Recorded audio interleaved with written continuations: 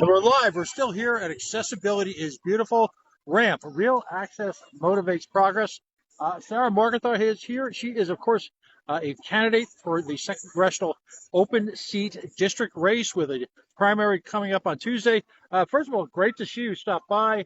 Why is this issue important to you? You know what? I have had many conversations with Tina about this, and disabilities and accessibilities is an enormous issue in this country, in this state, and I have told Tina and told the others that I have met here that I will use the experience and relationships that I have in Washington working for two presidents to make sure that I bring things back here for folks here. Look, I have some experience working in Homeland Security and preparation and making sure that we stay ahead so that, people with disabilities can get in and out of buildings, right?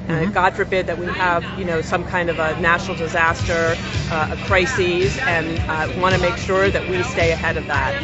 So I am really pleased to be out here. I have been going from community to community. I believe it all starts local, and that I will then stay in touch, stay accessible, and work like heck in Washington to make sure I bring back what's needed. This is an enormously important issue, and Congressman Landrigan led on this, of course, and I plan to continue that leadership when I'm in Washington, and the first woman in Washington from Rhode Island in over 30 years. If you could, for just a second, let's go on to not just the promotion of this event, which we're grateful that you're here, but also some of the weightier issues as we go into Tuesday. To paraphrase, you've got some serious national security bones, all right?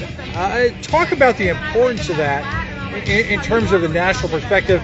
I think there's a tendency for people to forget that you're just not running to be the local congressman for Rhode Island, but you're also going to occupy a larger stage internationally. Talk about your experience. No, absolutely. I mean, I think one of the things that we need to remember is that your job as a congresswoman is to work on the national and the global stage. I have global experience from working at the Peace Corps in over 50 countries. I was there in 2014 when we had to evacuate the volunteers from Crimea because Russia invaded. I was at Homeland Security working on cybersecurity, working on domestic terrorism, counterterrorism. We have seen domestic terrorism really accelerate in recent years, and we need to make sure that we're prepared and that our communities here are prepared. Cybersecurity, we know, we have seen it attack our small, our large organizations, our critical infrastructure, and we need to make sure also that those are not at risk and that we have someone who has the experience working on these issues to make sure that we protect our communities here in Rhode Island and across the country. And to that end, you recently received an important endorsement. We reported on that. A former Homeland Security Director. Just talk about that for a second. No, I am pleased.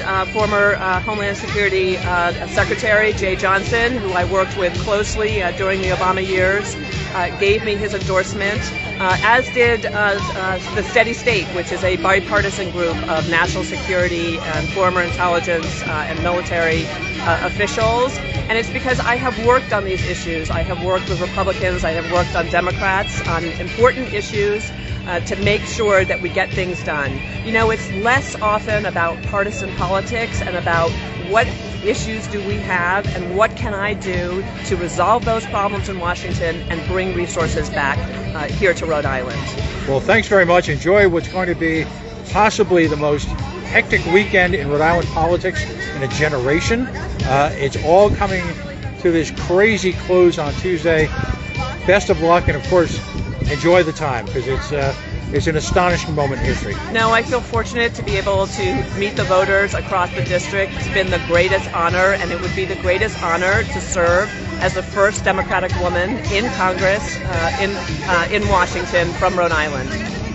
Best of luck. We'll see you soon. Thank you.